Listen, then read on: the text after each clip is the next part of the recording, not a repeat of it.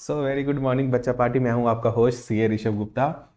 आज की वीडियो में हम नया दिन है इसलिए नई शुरुआत करेंगे। FAA यानी कि फाइनेंस अकाउंटिंग असिस्टेंट की जो 2025 की 600 पोस्ट निकली है उसके बारे में जो सब्जेक्ट है हमारा अकाउंटेंसी का 30 मार्क्स कवर करेगा। उसके बारे में हम लेक्चर नंबर 1 स्टार्ट करेंगे जो कि होगा इंट्रोडक्शन टू अकाउंटेंसी। आगे बढ़ने से पहले एक बार हमारे कोर्स की डिटेल्स देख लीजिए। एक सेकेंड। हाँ, तो कोर्स कैसा होगा, आपके अंदर लाइव वीडियोस भी होगी, रिकॉर्डेड वीडियोस भी होगी। रिकॉर्डेड जो फ्रेश रिकॉर्डेड होगी ऑब्वियसली। और ये बैच स्टार्ट हो रहा है आपका 8 दिसंबर से। एग्जाम तक, जब आपका एग्जाम होगा तब तक ये वैलिड होगा। और आपके जो सब्जेक्ट्स पूरे पेपर के अंदर कवर हो गए, 120 मार्क्स का जो पेपर है जो ऑलरेडी हमने डिस्कस कर लिया इंट्रो वीडियो के अंदर, वो सारे कवरेज होंगे आपके। आपके जो 5 टीचर्स दिख रहे हैं सारे कवर करेंगे इंक्लूडिंग मी। और जो आपको नोट्स वगैरह होंगे वो आपको पीडीएफ के थ्रू मिल जाएंगे। आपने नोट्स देख ही लिए थोड़ी सी, और ये तो मिल ही गया होगा कि कैसे हैंड रिटन नोट्स रहने वाले हैं। तो चलिए चलते हैं। आप हमारा एप्लीकेशन जाके खोल सकते हैं, जेके एग्जाम क्रैकर, वहाँ से जाके ये कोर्स परचेज कर सकते हैं। ओके, अच्छा, आपको एक और एडिशनल बता देता हूँ कि इसके अलावा आपके एमसीक्यू जो होंगे हम उसकी अलग से वीडियो डालेंगे ताकि आपको पूरी फुल फ्लेज कवरेज मिले आपके कोर्स की, जिसमें आप प्रैक्टिस भी कर पाओ, साथ साथ कंसेप्ट भी समझ पाओ। तो हमारे साथ बने रहिए, फिर आगे चलते हैं हम। तो इंट्रोडक्शन टू अकाउंटेंसी। अच्छा, मैं आपको नोट्स का ग्लांस दे देता हूँ, एक बार देख लो भाई कितनी मेहनत से लिखे हैं। ठीक है, तो पढ़ना है मेहनत से और इस बार क्रैक करना है। ठीक है, इंट्रो में मैंने तुम्हें बताया ही था कैसे क्रैक करना है। डन। तो चलते हैं। सबसे पहले जी, अकाउंटिंग होती क्या है। मैं तुम्हें ना अकाउंटिंग एक छोटे से एग्जाम्पल के साथ समझाता हूँ अकाउंटिंग क्या होता है। देखो, आपने कभी ना कभी टाइम टेबल बनाया होगा। अगर नहीं भी बनाया तो अब बना लेना। किसका सर? अकाउंटेंसी के पेपर का। कैसे आपने टाइम टेबल बनाया होगा? सबसे पहले आप क्या करते हो जब टाइम टेबल बनाते हो? आप पहले आइडेंटिफाई करते हो कि आपने क्या क्या टाइम टेबल के अंदर एक्टिविटीज करनी है। फॉर एग्जाम्पल, अगर आप मान लो डे रूटीन की बात करो तो आप उसमें एक्टिविटीज रखोगे ना कि मुझे ब्रेकफास्ट करना है, मुझे वहाँ जाना है, मुझे अपने फ्रेंड से मिलना है, मुझे ये वाला काम करना है, मुझे वो स्पोर्ट्स खेलना है। तो दे आर द एक्टिविटीज जो आपने सबसे पहले आइडेंटिफाई करी कि क्या क्या करना है पूरे दिन में। राइट। उसके बाद आप क्या करोगे, कितने टाइम के लिए करना है उनकी मेजरमेंट करोगे कि सर मेरे को अगर खेलना है तो मेरे को 2 घंटा खेलना है, मेरे को 1.5 घंटा खेलना है। तो आपने मेजरमेंट कर लिया कि कितने टाइम खेलना है आपको। राइट। उसके बाद आपने ये जो एक्शन ढूंढे और जिनका टाइम ढूंढा, ये क्या दिमाग में रखोगे? सर हमारा दिमाग तो बहुत छोटा है, भूल जाते हैं हम। बिल्कुल। तो क्या करेंगे, रिकॉर्ड करेंगे उसको। अब रिकॉर्ड करके कहाँ रखोगे? एक पेज में। अब वो जो रिकॉर्डिंग होगी तो क्या वो एक ही बार में पूरी स्ट्रक्चर्ड रिकॉर्डिंग होगी क्या, कि सर मंडे को ना सबसे पहले हम ये करेंगे, फिर उसके बाद ये करेंगे, फिर उसके बाद हम खेलने जाएंगे? ऐसा कुछ होगा? एक second hold. Okay, sorry for the disturbance. तो चलिए चलते हैं। मैं आपको समझा रहा था कि आप सबसे पहले क्या करोगे, एक्शन प्लान्स ढूंढोगे। उसके बाद आप अपना मेजरमेंट करोगे कि कितने टाइम के लिए क्या क्या करना है आपने। उसके बाद आप उसको रिकॉर्ड करोगे। और रिकॉर्ड कैसे करोगे सर? बड़े वेग मैनर में करेंगे। मंडे को ये करना है, थर्सडे को हमें फ्रेंड के घर जाना है, फ्राइडे को हमें डिनर करने जाना है। ठीक है, जो भी आप ऐसा प्लान करोगे। राइट, फैमिली के लिए टाइम रख लेना भाई उसमें। ओके। फिर उसके बाद हम क्या करेंगे सर, हम उनको क्लासीफाई करेंगे। फॉर एग्जाम्पल, जैसे कि मैंने तुम्हें बोला फैमिली के लिए टाइम रखना है। अब जब भी तुम अपना टाइम टेबल बनाओगे तो उसमें बाहर वाले लोगों को तो रखोगे ना। ऐसा तो नहीं होगा अपनी फ्लेक्सिबिलिटी देखोगे, तुम बाहर वालों की फ्लेक्सिबिलिटी भी देखोगे।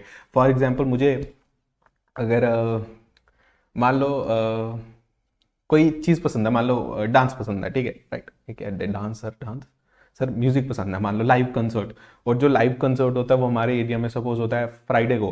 तो तुम फ्राइडे को कुछ और प्लान नहीं करोगे, तुम मेरी नीड्स भी क्या करोगे, कवर करोगे। तो आप उस तरीके से अपना शेड्यूल प्लान करोगे जिसमें तुम्हारे जो फ्रेंड या फिर तुम्हारे फैमिली मेंबर, उनकी नीड्स भी कैटर हो सके, आप उनको भी टाइम दे सको। राइट, चलो।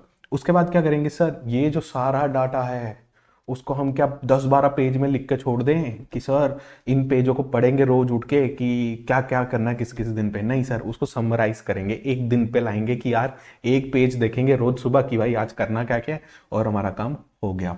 देन अब आपने जो डिसाइड करा, वो जो पेज पे लिखा, वो क्या बाकियों को बताओगे कि भाई साहब, सर आपने कहा था आपको म्यूजिक कंसर्ट बड़ा पसंद है, तो भाई आपकी म्यूजिक कंसर्ट इस दिन पे है, तो आपका मैंने शेड्यूल में रखा है, तो आपको वहां जाना ही जाना है। तो ये क्या होगा कि आप उसको एनालाइज करोगे, उसको इंटरप्रिटेट करके बताओगे कि भाई आपने इस दिन पे यहाँ जाना है। ठीक है, उसके बाद आप ये बाकी लोगों को कम्युनिकेट कर दोगे, जैसे कि हमारे फैमिली मेम्बर्स हैं उनको कम्युनिकेट कर देंगे कि यार सैटरडे नाइट को डिनर करने जाना है आपने हमारे साथ। राइट, या मेरे साथ जिसके साथ भी जा रहे हो तो तुम्हारे फैमिली मेंबर्स होंगे, राइट। तो आपने करा क्या क्या, एक बार रिपीट करो। आइडेंटिफाई करा सबसे पहले कि क्या क्या करना है एक्शंस, देन उसके बाद मेजर करा कितने टाइम के लिए करना है, देन उसको आपने रिकॉर्ड करा, उसके बाद आपने उनको क्लासीफाई करा कि किस दिन पे क्या क्या करना है, आपने बाकियों की नीड्स को केटर करा कि भाई तेरी जो नीड है उसको मैंने सैटरडे को रख दिया, उसको मैंने फ्राइडे को रख दिया, देन उन सबको समराइज करा एक ही पेज के ऊपर। फिर उसके बाद आपने डिसीजंस निकाले कि यार सबको अप्रोप्रिएटली हमने डिस्कस कर दिया ना, सबको कंसीडर कर लिया ना, दीज आर द एनालिसिस। कि आपने मान लो अपने पापा को टाइम ही नहीं दिया, राइट, तो आप शेड्यूल को फिर से एनालाइज करो, उसमें देखो पापा को कहाँ एडजस्ट कर सकते हैं। एडजस्ट नहीं करना है भाई पापा को ये जैसे एग्जाम्पल है, पापा में ये नहीं, ठीक है कम्युनिकेशन, ठीक है। फिर उसके बाद क्या करोगे, आपने जो भी आपने ये बनाया पेज पर्चा बनाया है जिसमें लिखा है तुम्हारा शेड्यूल क्या है, वो कम्युनिकेट कर दो जो जो उसमें इन्वॉल्व है, एटलीस्ट उनको भी पता हो कि सैटरडे को डिनर करने जाना, तो वो भी रखे अपना फ्री शेड्यूल। तो this is your accountancy. Sir हैं ये अकाउंटेंसी है? बिल्कुल यही अकाउंटेंसी है। अभी देखो, सबसे पहले आप अकाउंटेंसी में क्या करते हैं, आप करते हो आइडेंटिफाई, जैसे मैंने टाइम टेबल में बताया ना एक्शन प्लान। अकाउंटेंसी में आप आइडेंटिफाई करते हो क्या, कि क्या ये ट्रांजैक्शन जो है ये बिजनेस से रिलेटेड है कि नहीं। सर हमने ना टीचर हायर किया बिजनेस में, या टीचर सर आप पढ़ा ही रहे हो, टीचर की एग्जाम्पल ले रहे हो, अरे नहीं, मान लो हम हॉस्पिटल वाले हमने एक डॉक्टर को हायर किया, तो क्या ये बिजनेस ट्रांजैक्शन है? यस सर, हॉस्पिटल का काम ही है कि सर डॉक्टर को बुलाना और सर्विस देना लोगों को, बिल्कुल बिजनेस ट्रांजैक्शन है। दूसरा, sir measurement of the transaction, क्या आप डॉक्टर को हायर कर रहे हो उसको मेजर कर सकते हो? अरे यहाँ टाइम नहीं मेजर करना है, यहाँ मनी करना है, अकाउंटेंसी मनी से रिलेटेड है। तो हाँ सर, हम अगर डॉक्टर को हायर कर रहे हैं तो हम मेजर, सर हायरिंग को कैसे मेजर कर सकते हैं? ऑब्वियसली आप नहीं कर सकते। आप किसको मेजर कर सकते हो? सर आपने उसको अगर सैलरी देनी है, आपने उसको कोई फीस देनी है, उसको मेजर कर सकते हो। तो ध्यान से समझो, दो चीजें मेजरमेंट में, एक चीज कोई ट्रांजैक्शन हुई, क्या आप उसको मेजर कर सकते हो? यहाँ पे ट्रांजैक्शन था कि जो डॉक्टर आपने उसको हायर किया, अरे मैंने डॉक्टर को पेमेंट थोड़ी करी है, पेमेंट को मेजर नहीं, पेमेंट को मेजर कर सकते हो आप, हायरिंग को मेजर नहीं कर सकते। तो मेजरमेंट में दो कंडीशन है। देखो आपने अभी तक पढ़ा, आइडेंटिफाई करो पहले कि वो बिजनेस ट्रांजैक्शन है कि नहीं है, it is a financial transaction और नॉट। दूसरा, मेजरमेंट करो उस ट्रांजैक्शन को। अब मेजरमेंट कैसे करेंगे कि क्या सर वो मनी में वैल्यू निकाल सकते हैं हम? मैंने मान लो अपने होटल के अंदर एक शेफ हायर किया, अरे शेफ को जितना पैसा देना वो भी दिया थोड़ी हायरिंग के ऊपर, वो मेजर कैसे कर सकते हो? आप किसी को हायर कर रहे हो वो थोड़ी मेजर कर सकते हो। फॉर एग्जाम्पल टीचर आया स्कूल में, उसने आकर बच्चों को डांटा, तो तुम क्या उसको बिजनेस ट्रांजैक्शन बोलोगे कि सर बिजनेस के अंदर हुआ? नहीं सर, ये ट्रांजैक्शन ही नहीं है, बिजनेस की ट्रांजैक्शन नहीं है। हाँ, अगर आपने टीचर हायर किया, this is business transaction, business से रिलेटेड था, बट क्या आप उसको मेजर कर सकते हो कि आपने टीचर हायर किया? अरे सर उसको मेजर नहीं कर सकते, बट आप टीचर को जो सैलरी दोगे वो मेजर कर सकते हो ना, तो वो मेजर ऑफ हो गया ट्रांजैक्शन। तो यानी कि मैं कह दूं, पहले तो बिजनेस में हम आइडेंटिफाई करेंगे ट्रांजैक्शन, फिर करेंगे मेजर। अब जो दोनों कंडीशन को सेटिस्फाई करेगा, identify as a business transaction, वो बिजनेस से रिलेटेड है। पर्सनल ट्रांजैक्शन कैसे हुआ? फॉर एग्जांपल घर पे जाके आपने आइसक्रीम खाई, क्या ये बिजनेस से रिलेटेड है? नहीं सर, तो मैं कह दूं कि बिजनेस ट्रांजैक्शन नहीं है। तो आप मेजरमेंट क्यों करोगे उसकी? अरे बिजनेस ट्रांजैक्शन होगी तो मेजरमेंट करेंगे। अब अगर बिजनेस ट्रांजैक्शन भी है, मेजरमेंट भी हो सकती है, उसके बाद आएगा उसको रिकॉर्ड करना, जो हमने ऊपर करा। देखो देखो, रिकॉर्ड करा। अब रिकॉर्ड कैसे करेंगे? मैं कह दूं, रिकॉर्डिंग में हम करेंगे उसको जर्नलाइज। रिकॉर्डिंग में हम करते हैं जर्नलाइज। जर्नलाइज क्या होता है सर? हम उसके चैप्टर में जाके पढ़ेंगे ना जर्नल क्या होता है, ठीक है। रिकॉर्डिंग में सर हम क्या करेंगे, ट्रांजेक्शन को बुक्स ऑफ अकाउंट्स में क्या करेंगे, रिकॉर्ड करेंगे, उसको हम बोलते हैं जर्नलाइज करेंगे। ओके, जर्नल एंट्रीज बोलते हैं, चैप्टर है तुम्हारा उसमें। फिर उसके बाद क्या करेंगे, सर हमने जर्नल कर दिया। जर्नल में क्या होता है पता है क्या? आप लिखते हो कि किस किस अकाउंट में फर्क पड़ा, थोड़ा देसी भाषा में समझ लो। उसके बाद आप क्या कहते हो कि आपने जर्नल कर दिया, एक जगह पे सारा बिजनेस की ट्रांजेक्शन रिकॉर्ड होगी। अब मैं आपको कहूंगा बड़ा वेग होगा, सारी ट्रांजेक्शन एक ही जगह पे है। कुछ ऐसा करो ना का सर, सिमिलर ट्रांजेक्शन एक जगह पे आ जाए, जो डिफरेंट ट्रांजेक्शन है वो अलग जगह पे चले जाए। तो सर इसी को बोलते हैं क्लासिफिकेशन, अरेंज करना ऐसे ऑर्डर में कि वो सिंपल दिख जाए। इसी के अंदर आता है हमारा सर लेजर अकाउंट्स। एक नेचर की ट्रांजैक्शन एक ग्रुप में आती है, उसी को बोलते हैं अकाउंट। एक अकाउंट अपने अंदर क्या कवर करता है? सिमिलर नेचर की ट्रांजैक्शन जो उससे रिलेट करती हैं। तो आगे जाके लेजर अकाउंट एक चैप्टर आएगा, वहां जाके समझेंगे ना। फिर उसके बाद क्या आता है? समराइजिंग। देखो रीडिंग पर्पस तुम्हारा, ये जो नोट्स जा रहे हैं इनको स्टॉप करो, रीड करो। अगर स्टॉप नहीं करना तो तुम्हारा पीडीएफ वहाँ पे अपलोड होगा एप्लीकेशन में, वहाँ जाके डाउनलोड कर लो, इजी। तो अपने पास प्रिंट रखो, उसको रीड करो, वीडियो स्टॉप करो, करते चलो। देखो मैं रीडिंग करा दूंगा तो क्या फायदा, रीडिंग तो तुमको भी आती है ना, तुम भी तो पढ़े लिखे हो। डन। समराइजिंग, समराइजिंग क्या होता है? मैं कहूँ कि तुमने जो भी अकाउंट सिमिलर नेचर के साथ साथ करे, राइट। उसके बाद आप वो तो अलग अलग पेजेस पे चले गए होंगे। अब जिसको तुम बताओगे उसको क्या बोलोगे कि सर ये ले हमारा अकाउंट्स देख, ये कैश अकाउंट, ये हमारा राम का अकाउंट, ये श्याम का अकाउंट, ऐसा बोलोगे? नहीं सर, हम उसको एक पर्चा देंगे सिंपल सा, जिसमें 1 या 2 पेज होंगे जो वो इजीली पढ़ पाए। इसी को बोलते हैं समराइज। समराइजिंग में 3 चीजें आती है। ट्रायल बैलेंस चैप्टर है आपका। फाइनल अकाउंट्स के अंदर 2 चीजें आती है, balance sheet and trading and profit and loss. ये दोनों चीजें कहाँ आएंगी? आपके सिलेबस का पार्ट है, तो हम ये समझेंगे उन पे अपनी जगह पे। अब मैं तुम्हें एक हिंट देता हूँ क्या होता है ट्रायल बैलेंस का मतलब। जैसे ट्रायल लिखे ना, ट्रायल हिट एंड ट्रायल होता है ना, जैसे कि बार बार ट्राई करो। ट्रायल बैलेंस भी यही कहता है कि देखो बार बार ट्राई करते हो, चलो अगर नीचे के टोटल बैलेंस कर गए तो ओके, नहीं करे तो ट्राई करते जाओ। गलती है, कोई मिस्टेक है उसमें, गलती ढूंढते हैं एक्चुअली ट्रायल बैलेंस में। तुम्हें पता चल जाएगा जब चैप्टर पढ़ेंगे। बैलेंस शीट क्या होता है मैं तुम्हें एग्जाम्पल से समझाता हूँ। बैलेंस शीट और trading and profit and loss. आप मान लो 9th क्लास में हो या फिर 10th क्लास में हो, राइट। आपने वहाँ पे जो कारनामे किए, मतलब वो जो कलाकारी की ना एग्जाम में जाकर, एग्जाम लिखा, उसके बाद आपका रिजल्ट आता है। आपके रिजल्ट में आपको अपने स्कोर्स पता चलते हैं, उसको कहते हैं प्रॉफिट एंड लॉस। आपने बिजनेस करा, बिजनेस के अंदर सेल करी, परचेज करी, कुछ एक्सपेंस करे धंधा बढ़ाने के लिए, वो जो खर्चे वगैरह करे, उसके बाद आपने कुछ कमाया या फिर कुछ गवाया, लॉस या फिर प्रॉफिट। ऐसे होता है ना, मार्क्स अच्छे आए या बुरे आए, दोनों में से एक चीज होती है। तो वो क्या होता है सर? वो होती है फाइनेंशियल परफॉर्मेंस, कि आपने कैसा परफॉर्म करा धंधे में, ठीक है, या फिर स्कूल में कैसा परफॉर्म करा, लिंक करवा रहे हो। आपके जो स्कोर आते हैं sir, A1 A2 A+, A-, ऐसा वो आता है ना स्कोर्स, वो क्या है? Financial performance. बट मैं कह दूं, आप अभी तक किस क्लास में पढ़े हो? 10th तक सर, 12th तक, 11th तक। अभी कहाँ खड़े हो? 11th में सर, या 12th में, या सर हम ग्रेजुएशन में है। तो मैं कह दूं पीछे वाले सारे जो क्या बोलते हैं बैरियर्स थे वो आपने क्रॉस कर दिए। इसको बोलते हैं बैलेंस शीट। आज आप कहाँ खड़े हो वो आपके पिछले रिकॉर्ड पे डिपेंड करता है ना, वो तो निकल गया, बट आज आप कहाँ खड़े हो इसको बोलते हैं balance sheet, financial position. For example, मैंने पिछले 10 साल में बिजनेस के अंदर बहुत प्रॉफिट कमाया है, तो आज मैं जहाँ पे खड़ा हूँ उसमें मैं बोल सकता हूँ ना कि भाई पीछे जाके मैंने प्रॉफिट्स कमाए, मैं आज यहाँ खड़ा हूँ। इसको कहते हैं फाइनेंशियल पोजीशन, कि आज आप कहाँ खड़े हैं। फाइनेंशियल परफॉर्मेंस होता है कि आपने 1 साल में क्या क्या किया, बिजनेस में सेल करा, परचेज करा, प्रॉफिट कमाया, लॉस कमाया। फाइनेंशियल पोजीशन कहते हैं कि भाई लॉस वगैरह तो कमाया, उसके बाद आज कहाँ खड़े हो आप, आपकी कितने एसेट्स हैं, आपकी कितनी लाइबिलिटीज हैं, क्या धंधे में आप कमाने वाले हो। ये सब कहाँ से पता चलता है? बैलेंस शीट से सर। उसके बाद हमने क्या सीखा था कि लोगों को भी कंसिडर करना है, मम्मा पापा को देखना है कि उनको प्रॉपर टाइम जा रहा है कि नहीं जा रहा।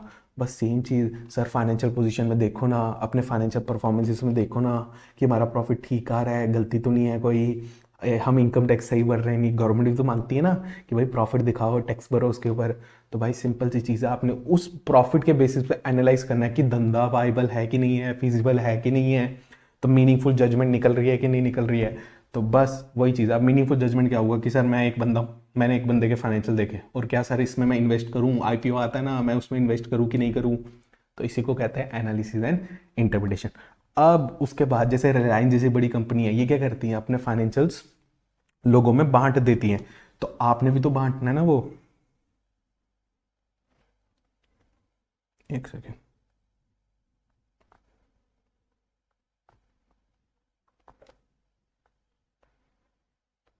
ठीक है, आपने भी तो वो बांटना है ना। मैं इसको यार 1 मिनट चेंज कर दूं।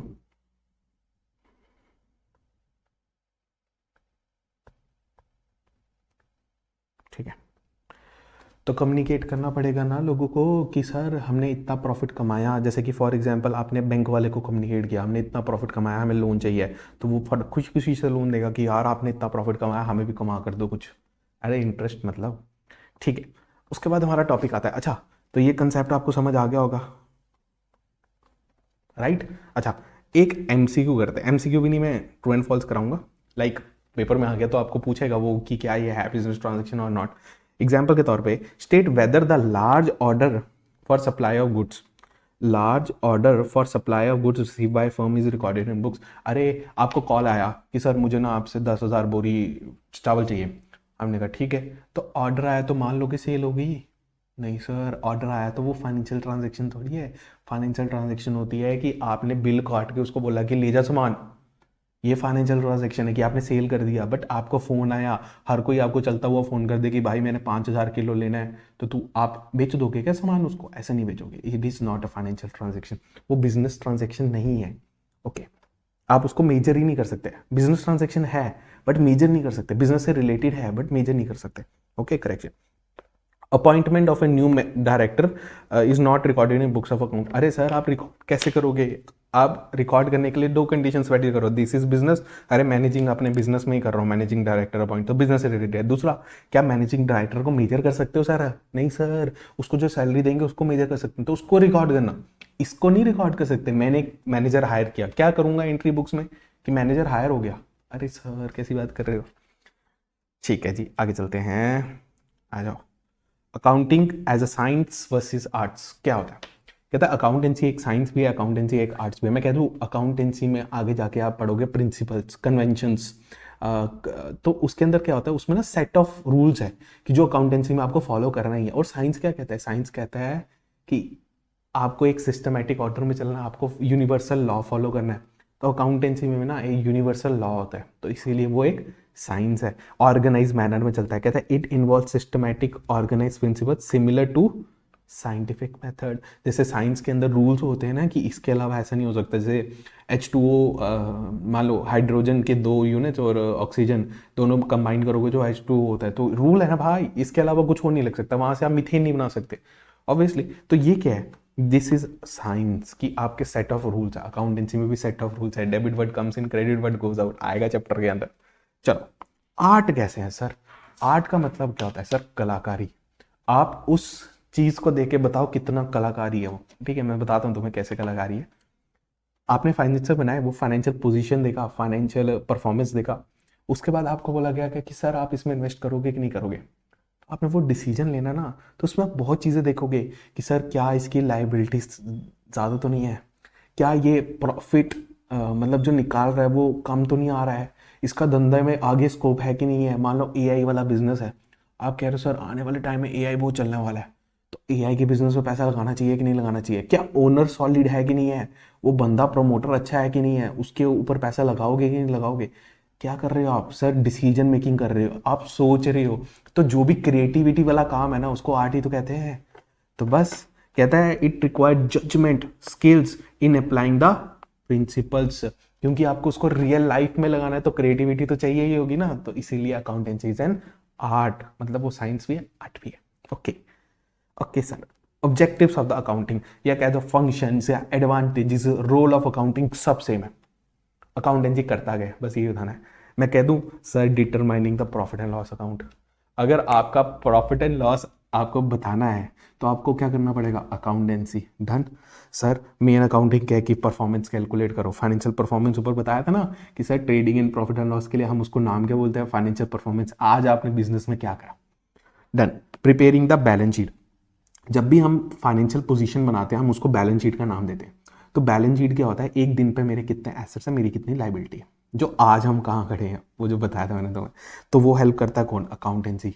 ओके, उसके बाद मेंटेनिंग अकाउंटिंग रिकॉर्ड्स। अरे सर अकाउंटेंसी से आपके रिकॉर्ड्स भी तो मेंटेन हो रहे हैं, कल को मैंने शामू से कितना पैसा लेना है वो कौन बताएगा? अकाउंटेंसी। अगर मेरी मेमोरी लॉस हो जाए तो तुम्हें कैसे पता चलेगा कि किससे पैसा लेना है? मेरे कितने एसेट्स हैं, मेरी ज़मीन है कि नहीं है, वो कहाँ से पता चलेगा? यहीं से पता चलेगा। Okay sir, meeting the legal requirement, सरकार कहती है जी हमें टैक्स चाहिए, आपने जो प्रॉफिट कमाया उस पर टैक्स दो।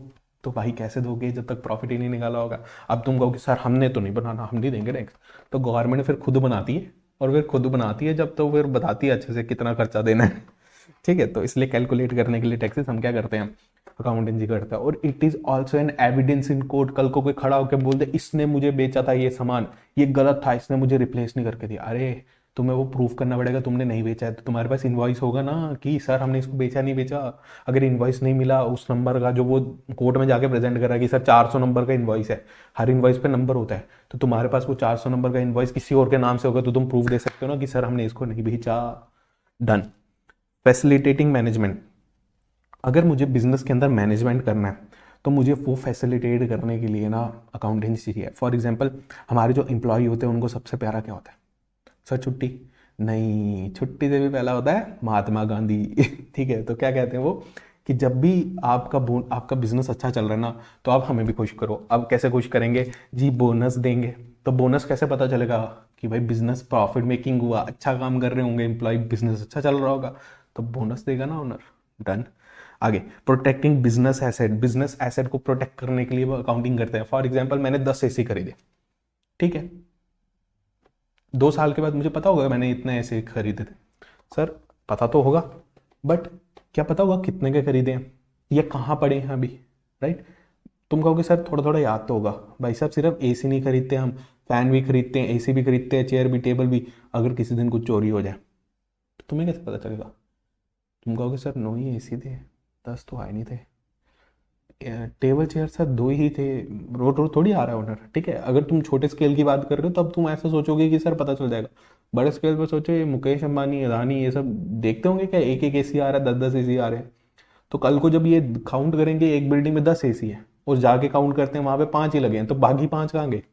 वो सब पता लगाने के लिए कि कोई चोरी तो नहीं हुई है, आपको अकाउंटेंसी करनी पड़ेगी। तो जनरली आपने देखा जो बड़ी कंपनीज होती है ना, उसमें ना एक टैग लगा होता है, जैसे एसी उसी वगैरह, फैन वगैरह पे ना कुछ नंबर लिखा होता है कि 0112 2231, ऐसा ऐसा नंबर लिखा होता है। वो क्यों करते हैं? वो दे आर कोडिंग, कि अगर कल हम रिकॉर्डिंग करते हैं अकाउंट्स में तो उसको ना नंबर दे देते हैं कि ये 2113 नंबर है। तो कल को जब बुक्स में मैच करेंगे, मान लो फैन पड़े हैं, फैन के कोड है, 4 कोड्स हैं, 2113, 2114, 2115, 2116, और एक कोड तुम्हें बिल्डिंग के अंदर नहीं मिला, जैसे 2116 वाला फैन नहीं मिला, दैट मीन्स वो चोरी हो गया। सही से समझ आई? डन। ओके, अच्छा अब इसको सर याद कैसे करना? सर एमसीक्यू पेपर है, बट थोड़े से तो याद होने चाहिए ना, कि सर ये हमारे ऑब्जेक्टिव है। कल को वो 3 4 ऑब्जेक्टिव दे दे, कहे ऑड वन आउट निकालो, कौन सा ऑब्जेक्टिव नहीं है, हमें कैसे पता चलेगा? मैं कह दूं पीएम एफवी पर है, हमारे प्रधानमंत्री एफवी पर है, तो कैसे पता चलेगा? Determining profit and loss, P. M मतलब मेंटेनिंग अकाउंटिंग रिकॉर्ड्स, एम मतलब सर मीटिंग लीगल रिक्वायरमेंट्स, तो हमारा एम भी हो गया। पीएम एफबी पर है, एफ बी का मतलब सर फैसिलिटेटिंग मैनेजमेंट, बी का मतलब बिजनेस एसेट्स, और बी का मतलब balance sheet. PM F B हो गया खत्म, पर है पीएम एफ बी याद रख लो और आपका हो गया काम। डन। आगे चलते हैं, लिमिटेशंस। लिमिटेशन को समझने के लिए लाइफ का फंडा, प्राइस एंड क्वालिटी, हमेशा याद रखना। लाइफ का फंडा, प्राइस और क्वालिटी, सिंपल। तो कह दो sir accounting is not fully exact. कैसे सर? मैं आपको कहूँ, अकाउंटिंग में ना एक चीज होती है, बड़ा अच्छा सा कंसेप्ट है डेप्रिसिएशन का, ठीक है। क्या होता है सर डेप्रिसिएशन? मैं आपको कहूँ, आप अगर गाड़ी ले आज, ठीक है, शोरूम से बाहर निकालो, और जैसे ही आपने शोरूम से बाहर निकाली और आपने यूज़ करा, क्या आप वापस शोरूम में जाके दोगे और उनको बोलोगे कि सर मुझे चेक वापस करो जो मैंने आपको दिया था? 10 लाख का चेक था, जो 10 लाख दो। शोरूम वाला क्या बोलेगा? पागल है क्या भाई, 10 लाख का कहाँ, अब तूने उसको यूज़ कर दिया, 5 लाख की लेंगे हम। सर ये क्या हुआ, 50% वैल्यू गिर गई, अभी तो निकाली थी बाहर, कैसे गिर गई? दिस इज कॉल्ड डेप्रिसिएशन, क्योंकि उसके ऊपर टैग लग गया सेकेंड हैंड का, ठीक है, इसी को कहते हैं depreciation. Depreciation is the amount return of in the assets, जो भी हमारे एसेट्स होते हैं, आगे जाके समझाऊंगा भाई एसेट्स वगैरह क्या होते हैं। सिंपल ऐसा समझ लो डेप्रिसिएशन, क्योंकि मेरे को याद आया, तुम्हें तो इतना सब पता ही नहीं है। डेप्रिसिएशन, डेप्रिसिएशन मैं कह दूं आपके किसी वस्तु की वैल्यू के अंदर गिरावट आ जाए, वस्तु यानी एसेट, ठीक है, जो आप मतलब जिसका ऊपर आपका हक है, ऐसा समझ लो, उस हक वाले चीज के ऊपर आपकी अगर वैल्यू गिर जाए, उसको बोलते हैं डेप्रिसिएशन। वो वैल्यू क्यों गिरती है? एक कारण वियर एंड टियर, यूज करने के कारण। दूसरा ऑब्सिलेंस, ऑब्सिलेंस मतलब सर टेक्नोलॉजी आउटडेट होगी। मैंने आज फोन लिया आईफोन 16, आईफोन 17, क्योंकि नया तो वही चल रहा है, आईफोन 17 लिया, आईफोन वालों ने जिस दिन लिया उसके अगले दिन लॉन्च कर दिया आईफोन 18, मेरे वाला आउटडेट हो गया, तो उसकी वैल्यू सडनली फॉल करके, इसको बोलते हैं ऑब्सिलेंस। वेरी गुड, समझ रहे हो? तो पहली चीज आ गई, accounting is not fully exact, क्योंकि कुछ चीजें आप काउंट नहीं कर सकते। अच्छा मैं इसमें फुल्ली एग्जैक्ट समझा रहा था भाई, डेप्रिसिएशन समझा दिया। अब जो डेप्रिसिएशन है, अब को कैसे पता चल रहा है कि कितनी डेप्रिसिएट हुई? मैं अगर मार्केट में बेचने ना जाऊं, कार की वैल्यू बेचने जाऊं, तो तुम्हें कैसे पता चलेगा कि सर 10 लाख की गाड़ी आज कितने की, साल के बाद सर 8 लाख की? किसने बोला? भगवान जी आए थे सपने में कि सर इसकी वैल्यू 8 लाख है? नहीं। तो आपको कैसे एस्टिमेट हुआ? नहीं पता चला सर, नहीं पता चलता, हम तुक्का लगा रहे हैं, इसी को बोलते हैं estimate, not fully exact. Exact नहीं है वो। डन सर, बड़े अच्छे से समझा दिया आपने। तो आगे चलते हैं, अनरियलिस्टिक इंफॉर्मेशन। कई बार हमारी जो फाइनेंशियल्स होते हैं ना वो बड़ी अनरियलिस्टिक इन्फॉर्मेशन देते हैं। फॉर एग्जांपल मैं कह दूं मैंने एक एसेट खरीदा था, मतलब एक बिल्डिंग खरीदी, सपोज लैंड खरीदी, चलो अच्छी चीज़ है, लैंड खरीदी थी 1990 में सिर्फ 10,000 की। आज उसकी वैल्यू 100 करोड़ है। मगर मैंने खरीदी कितनी थी सर, 10,000 की। तो मैंने जब खरीदी थी तो मैंने अकाउंटेंसी में उसको रिकॉर्ड किया था 10,000 पे उस टाइम। तो आज उसकी वैल्यू तो 1 करोड़ है ना। मगर अकाउंटेंसी में आप एक आगे जाके प्रिंसिपल पढ़ोगे, हिस्टोरिकल कॉस्ट अकाउंटिंग, उसके अंदर कहते हैं कि सर जिस चीज को आप जिस वैल्यू पे खरीदोगे ना उस पे ही उसको रिकॉर्ड करो। उसकी आज की वैल्यू पे रिकॉर्ड नहीं करते हम, उसको उस दिन की वैल्यू पे रिकॉर्ड करते हो, चेंज नहीं करते। तो मैं कहता हूँ बड़ी सर अनरियलिस्टिक इन्फॉर्मेशन। आज 100 करोड़ की मेरी वो मालिक हूँ जमीन का, कोई मेरी बैलेंस शीट देखेगा वो कहेगा 10,000 की जमीन रखी है इस बंदे ने, कितना गरीब है, राइट। तो ये क्या है, अनरियलिस्टिक इन्फॉर्मेशन। कई बार फाइनेंशियल्स में बड़ी अनरियलिस्टिक इन्फॉर्मेशन होती है। हाँ इसका जुगाड़ है इसको ठीक करने का, बट अभी तो समझो ना लिमिटेशंस क्या क्या। डन। सबसे मजेदार चीज, विंडो ड्रेसिंग। सर हम मेकअप करेंगे। मेकअप करोगे? किसका मेकअप करोगे सर? विंडो का। अरे सर मेकअप भी करना है, बट किसका? फाइनेंशियल्स का, आपकी अकाउंटिंग का। सर कैसे? आपने मान लो सैलरी पे एक बंदा रखा 10,000 की, आप उसके अकाउंट में डाल रहे हो 50,000, अकाउंट में बैंक में, वो 50,000 कैश में निकाल लेता बाहर, 40,000 आपको वापस कर देता है। तो आपने अपने अकाउंटेंसी की बिजनेस के अंदर क्या दिखाया, खर्चा कितने का हुआ, 50,000 का, और फिर आपने वो 40,000 कैश में ले लिया बाहर, घर के बाहर ले लिया। तो मैं कह दूं वो बिजनेस के अंदर तो रिकॉर्ड हुआ कि आपने 50,000 की सैलरी दी। इसी को कहते हैं विंडो ड्रेसिंग। चोरी ऐसे ही होती है, चुपके चुपके से। ठीक है, और एग्जांपल देता हूँ एक। आपका मान लो मैन्युफैक्चरिंग का बिजनेस है, उसमें स्क्रैप जनरेट होता है, आप उसके मैनेजर हो, ठीक है। तो आप क्या करते हो, जो सही प्रोडक्ट होता है ना उसको भी स्क्रैप में दिखा देते हो, कई बार हर एक दो दो पीस स्क्रैप में दिखा देते हो, और क्या करते हो बाहर जाके ना स्क्रैप जो आपका एक्चुअल प्रोडक्ट है वो स्क्रैप तो है नहीं, सही प्रोडक्ट था, अब वो मार्केट में जाके सस्ते में बेच देते हो। मतलब जो उसका एक्चुअल आप डीलर को बेच रहे हो जितने प्राइस पे, उससे थोड़े कम प्राइस में आप उसको बेच देते हो। तो मैं कह दूं वो तो स्क्रैप के भाव पे बिका मार्केट के अंदर। बिजनेस को तो यही पता ना वो स्क्रैप है, स्क्रैप तो बड़े सस्ते में बिकता है। आपने बिजनेस में उतना स्क्रैप वाला अमाउंट वापस दे दिया, और जो बीच का मार्जिन था, क्योंकि वो तो प्रोडक्ट ठीक था, मान लो 1,000 रुपए का प्रोडक्ट है, स्क्रैप वैल्यू उसकी 100 रुपए, आपने वो 1,000 रुपए का ठीक प्रोडक्ट स्क्रैप पे बेच दिया, कंपनी को ऐसा कहा, और आपको मिला मान लो 2 प्रोडक्ट थे वो, ठीक है, तो आपको मिला 2,000, आपने 200 रुपए कंपनी को दिए, बाकी का 1,800 रुपए खुद रख लिया। ये एक टेक्निक होती है फाइनेंशियल को ड्रेसिंग करने की, विंडो ड्रेसिंग बोलते हैं उसको। मैनिपुलेशन करना अकाउंट्स को अपने हिसाब से। आपको लोन चाहिए, आप बिजनेस में प्रॉफिट ज्यादा दिखा रहे हो, आपको टैक्स कम करना, आप बिजनेस में प्रॉफिट कम कर रहे हो, एक्सपेंडिचर ज्यादा दिखा रहे हो, जो मैंने आपको तरीके बताए। तो ये सब होता है। सेकेंड,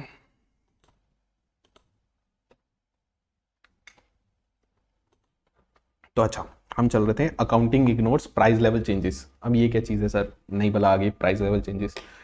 हमारे अकाउंटेंसी में ना, जैसे मैंने तुम्हें एग्जांपल दी थी लैंड एंड बिल्डिंग की, कि सर 2000 में से पहले खरीदी थी, आज उसकी वैल्यू बढ़ गई है। तो कहता है अकाउंटेंसी हमेशा हिस्टोरिकल कॉस्ट पर रिकॉर्ड करता है, इसीलिए वो प्राइस लेवल चेंजेस को इग्नोर मारता है। मैंने तुम्हें कहा ना हिस्टोरिकल कॉस्ट पर रिकॉर्ड करेंगे, आज की प्राइस को हम नहीं दिखाएंगे। तो वो सिमिलर थोड़ा सा पॉइंट है कि accounting ignores price level changes. उसके बाद अकाउंटिंग इग्नोर्स क्वालिटेटिव एलिमेंट्स। अरे सर सबसे अच्छी चीज़ है अकाउंटेंसी का, सबसे मेजर जो लिमिटेशन है वो यही है कि सर मैंने ना टीचर हायर किया, सर नहीं रिकॉर्ड करेंगे। बट सर जब उसको सैलरी देंगे वो रिकॉर्ड करेंगे, बिल्कुल। बट सर हम ये चीज़ कभी रिकॉर्ड ही नहीं करते कि बच्चे को उसने किस तरह का सा मैनेज किया। मतलब वो जो टीचर है वो ग्रुप में आया, 100 का बच्चा था क्लास के अंदर, टीचर जैसे आया बच्चे शांत एकदम चुप, भाई साहब क्वालिटी मैनेजमेंट है उसकी। क्या ये अकाउंटेंसी में रिकॉर्ड होती है कि हमारा टीचर बड़ा क्वालिफाइड है, इतना क्वालिटी है कि बच्चा वो क्लासरूम एंटर करता बच्चा एकदम शांत, ठीक है। वो चीज रिकॉर्ड हो रही है क्या बिजनेस में, कि हमारा एम्प्लॉय कितना अच्छा वर्क कर रहा है, हमारा हेल्थ, हमारा जो इन्वायरमेंट है ऑफिस का बहुत अच्छा है, वो रिकॉर्ड हो रहा है क्या?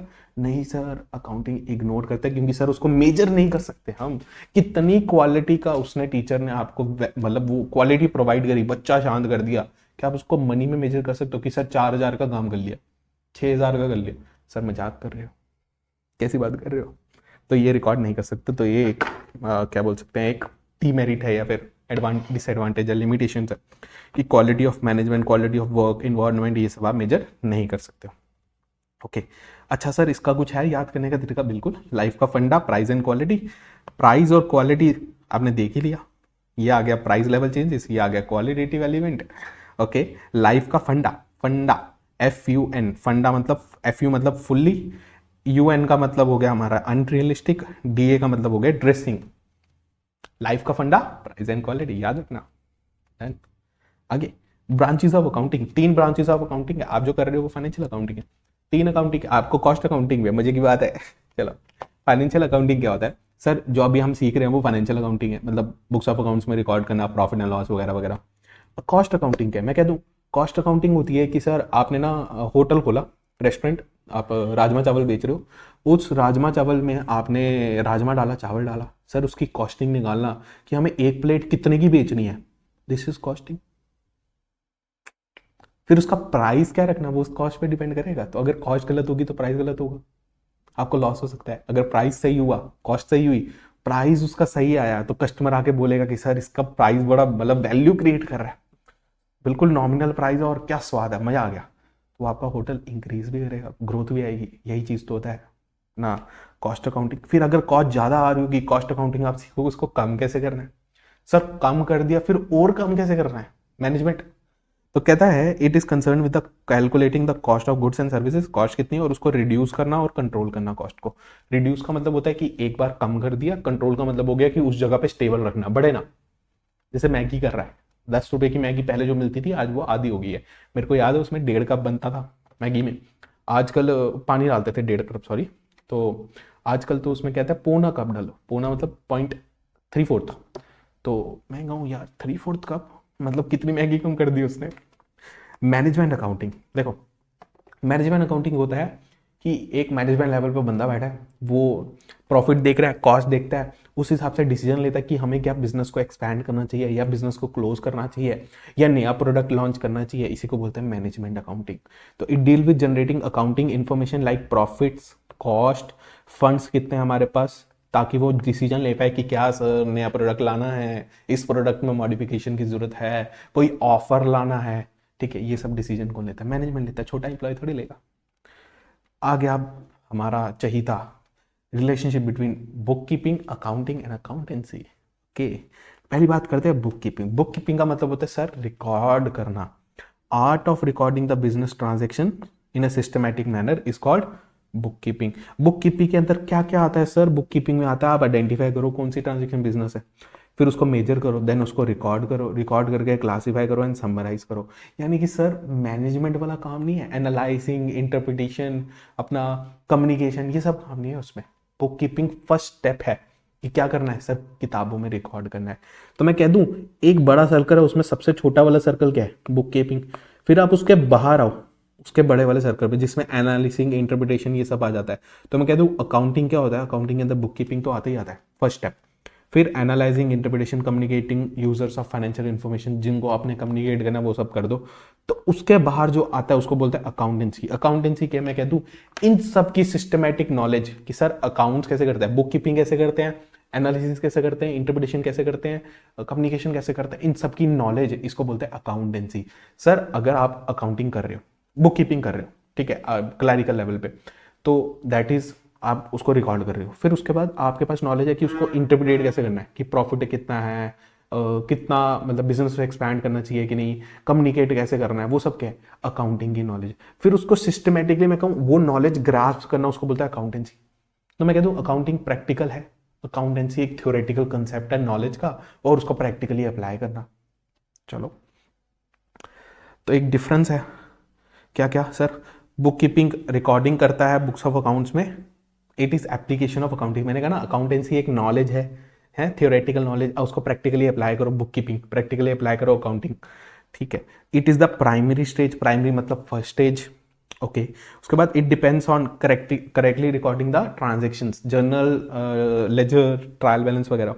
Okay, it is a part of accounting because क्योंकि हम इसके अंदर रिकॉर्ड करते हैं, ट्रांजेक्शन को क्लासीफाई करते हैं, देन उसके बाद वही हमारा जो प्रोसेस था समराइज करते हैं। अकाउंटिंग क्या होता है? अकाउंटिंग होता है कि एप्लीकेशन करना अकाउंटेंसी की नॉलेज को आफ्टर बुक्स ऑफ अकाउंट्स। मैंने तुम्हें कहा ना अकाउंटेंसी एक नॉलेज है, उसको प्रैक्टिकली अप्लाई करना अकाउंटिंग है, उसको प्रैक्टिकली अप्लाई करना बुक कीपिंग है। अब अकाउंटिंग के अंदर बुक कीपिंग तो होगी ना भाई, बुक कीपिंग के साथ साथ आपको एनालिसिस करना है, आपको इंटरप्रिटेशन करना है, प्रैक्टिकली कम्युनिकेट करना है, वो सब क्या है? अकाउंटिंग। ये सेकेंडरी स्टेज है। अरे sir primary stage book keeping, तो ये सेकेंडरी हो ना, उसके बाद ही करोगे ना, ऑब्वियसली बुक्स बनेगी तभी तो डिसीजन लोगे, पहले कैसे ले लोगे? It depends on book keeping. Okay, it analyses the financial statement, क्योंकि इसके अगला स्टेप यही है। अकाउंटेंसी मैं कह दूं ये थ्योरेटिकल प्रिंसिपल नॉलेज है कि कैसे करना है, why and how financial transaction are record, theoretical knowledge, उसको अप्लाई करना bookkeeping. Okay, it is the complete process, इसमें बुक कीपिंग भी आता है, अकाउंटेंसी भी आता है, सॉरी अकाउंटिंग भी आता है। It includes book keeping and accounting. फिर उसके बाद ये कैसे बताता है, ये बताता है कि ट्रांजेक्शन को कैसे रिकॉर्ड करना है, कैसे एनालाइज करना है, कैसे कम्युनिकेट करना है, सब बताता है पूरा जीरो से लेके एंड तक का स्टेप। अकाउंटिंग इन्फॉर्मेशन, अच्छा मैं तुम्हें बताना भूल गया, जो यहाँ तक वीडियो देख रहे हैं तो well and good, very good, आप बड़ा अच्छा नॉलेज गेन करें। इसके साथ साथ आपके जो MCQ लेक्चर्स होंगे वो आपको प्रोवाइड किए जाएंगे। MCQ जिसके अंदर आएंगे, इस वीडियो में हमने MCQ डिस्कस ही कहाँ करें, तो MCQ की अलग वीडियो होगी जिसमें आपके इंट्रो के सारे MCQ डिस्कस हो जाएंगे। तो मजे की बात है, बने रहो, इसी तरह चलते रहो। चलो, अकाउंटिंग इन्फॉर्मेशन। अकाउंटिंग इन्फॉर्मेशन मैं ऑलरेडी तुम्हें ना ऊपर थोड़ा सा ज्ञान दे चुका हूँ अकाउंटिंग इन्फॉर्मेशन का। 3 तरह की अकाउंटिंग इन्फॉर्मेशन जनरेट होती है। सबसे पहले प्रॉफिट एंड लॉस, आपने धंधे में करा क्या, कितनी सेल करी, कितनी परचेज करी, कितना प्रॉफिट कमाया। बैलेंस शीट, आज आप कहाँ खड़े हो भाई साहब, आपके पास कितना पैसा है, कितना आपने ओनर से लिया है, कितना आपने बाहर वालों से लिया है, ये सब पता चलता है बैलेंस शीट से कि आज आप कहाँ खड़े हो। Financial position, assets and liabilities, आगे जाके पढ़ेंगे एसेट्स एंड लाइबिलिटीज क्या होता है। कैश फ्लो पता चलता है, कैश फ्लो का मतलब नाम से पता रहा है, कैश का फ्लो, कैश का आना और कैश का जाना, इसको कहते हैं cash flow. Cash inflow, cash outflow, कितना आया इनफ्लो, कितना बाहर गया आउटफ्लो। तो कहते हैं it provides the information of cash inflow and outflow of the business, कितना कैश आ रहा है, कितना कैश जा रहा है। ज्यादा अच्छा क्या होता है, cash inflow, cash outflow. Sir cash inflow, बिल्कुल कैश इनफ्लो होना चाहिए, बस आना चाहिए, जाना नहीं चाहिए, माया चीज ही ऐसी है। चलो, क्वालिटेटिव करेक्टरिस्टिक्स बड़ा इंपॉर्टेंट है। क्या है क्वालिटेटिव करेक्टरिस्टिक्स का मतलब होता है क्योर। सर हमें ना क्योर चाहिए, बड़े बीमार हैं, क्योर। सी का मतलब कंपेरेबिलिटी। सबसे पहले जो आपकी फाइनेंशियल, अच्छा मैंने तुम्हें बताया नहीं क्वालिटेटिव करेक्टरिस्टिक्स क्या होता है। आपकी जो फाइनेंशियल इंफॉर्मेशन है जो आपने हमारे सामने वो समराइज फॉर्म में रिपोर्ट रखी, उसके अंदर क्या क्या करेक्टरिस्टिक्स होने चाहिए। सर पहली चीज़ वो कंपेरेबल होनी चाहिए। सर उसकी लैंग्वेज ऐसी होनी चाहिए कि वो इजीली कंपेयर हो जाए। Sir it should be comparable. Okay, किसके साथ sir, with in the firm, हम अपनी ही फर्म में पिछले सालों के साथ कंपेयर कर पाए। Intra firm, intra firm comparison, intra होता था ना, इंट्रा स्कूल आपके स्कूल के विद इन हाउसेस का होता था, फिर इंटर स्कूल, इंटर क्लास भी होता था अपनी क्लास के अंदर, इंट्रा क्लास, ठीक है। इसको बोलते हैं विद इन द फर्म, अपनी ही फर्म के अंदर कंपैरिजन कर रहे हो, किससे कंपैरिजन कर रहे हो सर, पिछले सालों से करेंगे ऑब्वियसली। एक होता है outside the firm, inter firm, बाहर वाली फर्मों के साथ, रिलायंस ने करा अदानी के साथ, अदानी ने टाटा के साथ, ये क्या है, कंपैरिजन हो रहा है सर सबका, डन, इंटर फर्म। अच्छा, क्योर में आ गया सी यू, यू का मतलब अंडरस्टैंड। सर आपके जो फाइनेंशियल है वो इस फॉर्म में होने चाहिए कि सबको अंडरस्टैंड हो पाए, अंडरस्टैंडेबल होने चाहिए। मैं कह दूं अंडरस्टैंडेबल का दूसरा नाम होता है सर लैंग्वेज अच्छी होनी चाहिए। चाइनीज़ आपको दे देंगे कि आप अंडरस्टैंड करोगे, नहीं। इंग्लिश दे दोगे कर लोगे सर, हाँ अंडरस्टैंड होना चाहिए। It should be presented in a manner which is understandable usages, understandable terminology वैसी यूज होनी चाहिए जो अंडरस्टैंड हो जाए। रेलिवेंस होना चाहिए, रेलिवेंस सर जितना इंफॉर्मेशन जरूरी है उतना प्रोवाइड होना चाहिए। Accounting information should be relevant. इधर उधर का ज्ञान नहीं पेलना है, सीधी सी बात, इधर उधर का ज्ञान मत पेलो, टू द पॉइंट बताओ भाई क्या क्या प्रॉफिट हुआ, क्या क्या लॉस हुआ। रिलायबिलिटी, सर आपको विश्वास भी होना चाहिए उस फाइनेंशियल इन्फॉर्मेशन पे। तो फाइनेंशियल इन्फॉर्मेशन ऐसे बने होने चाहिए कि लगे कि यार सर ये तो सही पिक्चर बता रहा है, गलत तो नहीं बता रहा, गलतियां नहीं है इसमें, चोरी नहीं किया, मैनिपुलेशन नहीं किया, विंडो ड्रेसिंग नहीं की है sir. Then it should be verifiable, free from error, biasness, biasness मतलब होता है वो हमारे मन चाह से, हमारी जैसे हमारी चाहत है वैसे उस हिसाब से अकाउंटेंसी को मैनिपुलेट किया। मेरे को प्रॉफिट कम दिखाना है तो कम दिखाया, प्रॉफिट ज़्यादा दिखाना है तो ज़्यादा दिखाया। तो अनफेयर पार्शियल इन्फॉर्मेशन नहीं होनी चाहिए कि आधी अधूरी इन्फॉर्मेशन दी, लोन लिया था 100 करोड़ का, दिखाया सिर्फ 10 करोड़ का, भाई गलत है, कल को दिवालिया निकल गया तो कौन बताएगा। डन। जैसे कि हाँ ये पढ़ लेते हैं, confidence and trust that report the reported information reasonably represent the actual item and the event, कि जो कॉन्फिडेंस और ट्रस्ट होता है कि जो इन्फॉर्मेशन रिपोर्ट करी है, जो आपको फाइनेंशियल इन्फॉर्मेशन मिली है, कि वो रीजनेबली रिप्रेजेंट कर रहा है एक्चुअल इवेंट एंड आइटम्स को, जो एक्चुअली घटना घटी है उसको वो रिप्रेजेंट कर रहा है। तो वो कौन सी क्वालिटी बताता है, तो मैं कह दूं वो रिलायबिलिटी बता रहा है, क्योंकि वो सही बता रहा है सारी की सारी इन्फॉर्मेशन जो जो हुई है। अगर कोई आग लगी है तो बता रहा है कि आग लगी थी, लॉस हुआ है वो बता रहा है लॉस हुआ था, तो वो सारी इन्फॉर्मेशन ट्रस्ट वर्दी बता रहा है, इसलिए रिलायबिलिटी। अच्छा, accounting information should be variable, free from biasness, verifiable है साथ में फ्री फ्रॉम बायसनेस है, मतलब मेरी अपनी पार्शियलिटी नहीं है उसके अंदर, तो कह दो सर ये तो रिलायबिलिटी में बोल रहा है, उसमें पॉइंट पड़ा था अभी के अभी। अच्छा, user should be able to make meaningful decision out of the accounting information, identify the qualitative characteristic. Sir meaningful information मिलना चाहिए, मैं कह दूं सर इधर उधर का ज्ञान मत फैलना, मीनिंगफुल इन्फॉर्मेशन तभी मिलेगी अगर वो रेलिवेंट होगा। Done sir. Users of accounting information, I guess यही तुम्हारा सेकेंड लास्ट टॉपिक है। ओके, कितनी वीडियोस होगी है, अराउंड 40 मिनट्स की। ओके, 5-10 मिनट में रैप अप करते हैं। कहते हैं यूजर्स ऑफ अकाउंटिंग इन्फॉर्मेशन, हमारे दो तरह के यूजर्स होते हैं, एक होता है इंटरनल यूजर, एक होता है एक्सटर्नल। इंटरनल मतलब सर अंदरूनी यूजर्स, एक्सटर्नल मतलब बाहर वाले यूजर्स। इंटरनल सर कौन होता है बिजनेस के इंटरनल, मैं कह दूं ओनर होता है, हमारे जो मैनेजमेंट है वो होती है, मैनेजमेंट वही ओनर ही होता है ऑब्वियसली, तो ये दोनों कौन होता है इंटरनल। एक्सटर्नल कौन होता है सर, एम्प्लॉय, हमारे वो बिजनेस के जो वो होते हैं बैंक्स वगैरह जो हमें लोन देता है, बैंक्स, वो जो गवर्नमेंट होती है जिसको हमसे टैक्स वगैरह चाहिए वो होता है, हमारे जो इन्वेस्टर्स होते हैं जिनको अभी इन्वेस्ट करना है, एक तो हो गया जिसने इन्वेस्ट कर दिया वो तो ओनर हो गया, वो इन्वेस्टर जिसने अभी इन्वेस्ट करना है उसको बोलता है पोटेंशियल इन्वेस्टर, वो हो गया। क्रेडिटर्स हो गए जिसने हमें उधार दिया, आगे जाके बताऊंगा क्रेडिटर्स क्या होता है, बट फिलहाल समझ लो जिससे मैंने ना पैसा लिया या गुड्स लिया उसको बोलते हैं क्रेडिटर्स। पैसा नहीं लिया होता ऑब्वियसली, गुड्स लिया होता है, बट ऐसा समझो मैंने ना सामान खरीदा उससे बट पैसा नहीं लिया, उसको बोलते हैं क्रेडिटर्स। ओके, उसके बाद आगे अगर कोई आम पब्लिक है जो बड़ी इंटरेस्टेड है मेरे फाइनेंशियल्स में क्योंकि हम देश को चला रहे हैं, तो वो इंटरेस्टेड होगी, वो कोई रिसर्च इंस्टीट्यूशन तो वो हमारे ऊपर इंटरेस्टेड होगी, तो उसको हमारे फाइनेंशियल चाहिए होंगे। तो मैंने इसका बनाया है BGMI प्रो। यार अब इतना टाइम नहीं है मैं कि तुम्हें एक एक बताऊं, बट तुमको फिगर आउट कर लेना बी कौन सा है, जी कौन सा है, एम कौन सा है, यहाँ से फिगर आउट हो जाएगा इजीली। मैंने वो भी मार्क किए कि किस अल्फ़ाबेट पे वो बने। ओके, BGMI तो आपने खेली होगी, आजकल चलती है बड़ी बैटल ग्राउंड मोबाइल कुछ ऐसा करके, और पिरो मतलब वो जो बड़ा ऑसम प्लेयर होता है। चलो, ओनर्स, मैं कह दूँ ओनर्स वो होते हैं बिजनेस के जो बिजनेस चला रहे हैं, जिनको सारी की सारी इन्फॉर्मेशन चाहिए वो भी डिटेल्ड मैनर में। उनको क्या चाहिए होता है, प्रॉफिट एंड लॉस कितना हुआ, कोई एडिशनल इन्वेस्टमेंट करनी है या पैसा बाहर निकाल ले, हमारा मनी सेफ तो है, डूब तो नहीं रहा। मैनेजमेंट वो पर्सन होता है जो बिजनेस को चला रहा है, तो उसको पता होना चाहिए ना कि भाई धंधा सही चल रहा है कि नहीं चल रहा है, मेरे को बोनस मिलेगा कि नहीं मिलेगा, कॉस्ट और सेलिंग प्राइस ठीक है कि नहीं, इन्फॉर्मेशन अच्छी है कि नहीं है, एक्सपेंशन या कम तो नहीं करना, कोई बिजनेस छोटा तो नहीं करना, बंद तो नहीं करना। इम्प्लॉयज़ को क्या मतलब होता है सर, महात्मा गांधी सर मतलब बोनस, कोई उनको इंक्रीमेंट, ये सब उसको कहाँ से पता चलेगा, फाइनेंशियल स्टेटमेंट देख के। अच्छा, उनके स्टैट्यूटरी प्रोविडेंट फंड भी होता है, ड्यूज होते हैं सर, गवर्नमेंट सरकार ना हमारे वो बनाती है पेंशन फंड वगैरह बनाती है, उसके अंदर पैसा डालती है हर बार सैलरी से काट कर, तो वो सब टाइमली डिपॉजिट हो रहा है कि नहीं हो रहा, ESI कर रहा है कि नहीं कर रहा, एम्प्लॉय स्टेट इंश्योरेंस, इंश्योरेंस करवाती है गवर्नमेंट एम्प्लॉयज़ का, तो वो हो रहा है कि नहीं हो रहा। पोटेंशियल इन्वेस्टर्स जिनको अभी हमारे बिजनेस में इंटरेस्ट है, तो वो देखेगा ना कि बिजनेस सही है कि नहीं, मनी लगाऊं कि नहीं लगाऊं, सेफ है कि नहीं है। बैंक देखेगा कि मेरा लोन पे हो जाएगा, वेदर द मनी हम जो है वो रीपे हो जाएगा, क्या मैं और पैसा दूं उसको, कितना देना चाहिए अगर मैं पैसा देना चाहता हूँ उसको, तो ये सब कहाँ से पता चलेगा, फाइनेंशियल से। प्रॉफिट अच्छा होगा तो लोन मिलेगा, नहीं अच्छा होगा तो नहीं मिलेगा।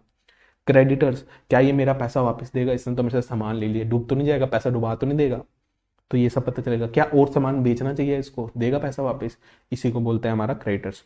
गवर्नमेंट की कुछ बॉडीज होती है ऑथराइज टू डिटरमाइन कि टैक्स प्रॉपरली पे हो रहा है, इनकम जो है वो GDP के अंदर काउंट हो रही है, ये सब गवर्नमेंट इसलिए इस्तेमाल करती है। पब्लिक को क्या चाहिए कि पब्लिक चाहिए कि भाई वो जो बिजनेस कर रहा है वो हमारे देश में कुछ अच्छा कर रहा है कि नहीं कर रहा, कोई कंट्रीब्यूशन है कि नहीं। मैं कहूँ मसाले के लिए चाहिए होंगे, बस गप मारने के, गॉसिप करने के लिए कि अदानी ने इतनी इनकम कर रही है, हमारे GDP का इतना हिस्सा वो जनरेट कर रहा है, ये सब ठीक है, बस गॉसिप करने के लिए चाहिए उसको। रिसर्चर के इसके लिए सर रिपोर्ट्स इशू करने के लिए, वो फोर्ब्स की रिपोर्ट की हम जो टॉप में आ रहे हैं, हमारा इंडिया में सबसे रिच पर्सन कौन है, वो जो कंपनी को देख देख के बताते हैं ना कि इतना ओनर इतना वो है, तो वो सब बताने के लिए कहाँ क्या चाहिए होता है, रिसर्चर को इन्फॉर्मेशन चाहिए होता है। Organisation who uses accounting information for research purpose. अच्छा, अब एक स्माइल कर दो, क्यों सर, लास्ट टॉपिक आ गया। That- क्या है सर, सिस्टम ऑफ अकाउंटिंग। कहता है दो सिस्टम ऑफ अकाउंटिंग होते हैं, एक सेकेंड एक पेज में देखो, आपको दिख रहा है, विजिबल है यार, फोन वाले यूजर्स को नहीं देखो, तो छोटा ही कर लेते हैं। चलो, लास्ट टॉपिक क्या है सर, सिस्टम ऑफ अकाउंटिंग। दो सिस्टम ऑफ अकाउंटिंग होता है, एक होता है सर डबल सिस्टम, एक होता है सिंगल सिस्टम। डबल सिस्टम कहता है हर एक ट्रांजेक्शन के दो इम्पैक्ट है, एक है डेबिट एक है क्रेडिट। फॉर एग्जाम्पल, मान लो मैंने एक पर्सन से सामान खरीदा, I purchase goods from person, जब मैंने परचेज किया गुड्स इन हो गए, मैंने गुड्स लिए, उस बंदे को पैसा दूंगा तो पैसा चला गया। 2 एंट्री हुई सर, कैश चला गया और गुड्स आ गया, तो इसी को बोलते हैं डबल एंट्री। एक गुड आया, एक चला गया, यानी एसेट चला गया, गुड्स आ गया, कैश आ गया, ओ सॉरी कैश चला गया, गुड्स आ गया। कहता है in the above transaction both the aspect receiving the goods as well as cash paid is recorded in the books of account. यहाँ पे ट्रांजैक्शन है ना, मजनू ने जानू को क्या दिया, कैश दिया और गुड्स ले लिया। मजनू बड़ा अच्छा है। तो ये होता है डबल एंट्री। सिंगल एंट्री कहता है कि सिंगल एंट्री का मतलब होता है कि अकाउंटिंग इनकम्प्लीट है, जिसमें एक ही साइड रिकॉर्ड होगी। सिंगल एंट्री अगर कैश गया तो कैश रिकॉर्ड होगा। इसके अंदर एक्चुअली हम रिकॉर्ड ही यही करते हैं, कैश को रिकॉर्ड करते हैं और पर्सनल अकाउंट को रिकॉर्ड करते हैं। तो जब मैंने गुड्स खरीदा, गुड्स रिकॉर्ड नहीं होंगे, बट जब मैंने कैश दिया तब वो रिकॉर्ड हो जाएगा कि मैंने उसको कैश दे दिया। तो इसी को बोलते हैं सिंगल एंट्री। तो मैं कहता हूँ सिंगल एंट्री इतनी सही नहीं है सर, दोनों इंपैक्ट नहीं आ रहे उसके अंदर, कम कम चीज़ें मिल रही हैं, इसलिए हम उसको कहते हैं इनकम्प्लीट रिकॉर्ड्स। और जो डबल एंट्री सिस्टम है डीएस, उसके अंदर सारी ट्रांजैक्शन रिकॉर्ड होती है, बट इसके अंदर सिर्फ पर्सनल अकाउंट और कैश अकाउंट रिकॉर्ड होता है। एमसीक्यू में पूछ सकते हैं सिंगल एंट्री में कौन से अकाउंट रिकॉर्ड होते हैं, पर्सनल और कैश, ये याद रखना है। डबल एंट्री के अंदर सारे अकाउंट्स रिकॉर्ड होते हैं। ओके, अगर ये इनकम्प्लीट है इसलिए ये लेस रिलायबल, इसमें सारी इन्फॉर्मेशन सही नहीं होगी। तो जब मैंने परचेज खरीदा और उसको पैसे नहीं दिए तो ये रिकॉर्ड नहीं होगा। फॉर एग्जाम्पल मैं तुम्हें कहूँ, मैंने कहा मैं कैश रिकॉर्ड करूंगा, जब मैंने सामान खरीदा था ना सामने से पर्सन से, तो मैंने उसको कैश ही नहीं पे किया, तो सर वो रिकॉर्ड ही नहीं होगा। क्या सर, सामान खरीदा रिकॉर्ड नहीं होगा? और मान लो वो सामान ना आगे मैंने किसी को बेच दिया और उससे पैसे ले लिए, सर वो रिकॉर्ड हो जाएगा? सर हाँ रिकॉर्ड हो जाएगा। वो ध्यान से समझो, मैंने किसी से सामान खरीदा, उसको पैसे नहीं दिए, वो रिकॉर्ड नहीं हुआ, मतलब मेरे पास सामान आया ही नहीं। अकाउंट्स के हिसाब से तो मेरे पास सामान आया ही नहीं, और आगे जब मैंने बेचा मैंने कैश ले लिया तो वो रिकॉर्ड हो गया। तो इसके हिसाब से उस टाइम पे तो मैंने सेल काउंट कर लिया, मतलब मेरे हाथ से गुड्स गया, मेरे को पैसा आ गया। सर सामान तो था ही नहीं, बेचा कैसे? तो हमारा स्टॉक तो माइनस में चल रहा होगा। किताब में स्टॉक इन ही नहीं हुआ, आउट हो गया, क्योंकि कैश आ गया। इन में क्या हुआ, कैश दिया ही नहीं था। तो मैं कह दूं सर ये अकाउंटिंग बड़ी इनकम्प्लीट है, गलत इंफॉर्मेशन मिलेगी, बंदे को लगेगा सामान खरीदा नहीं, बेच कैसे दिया भाई। सिंगल एंट्री में ये गड़बड़ होती है।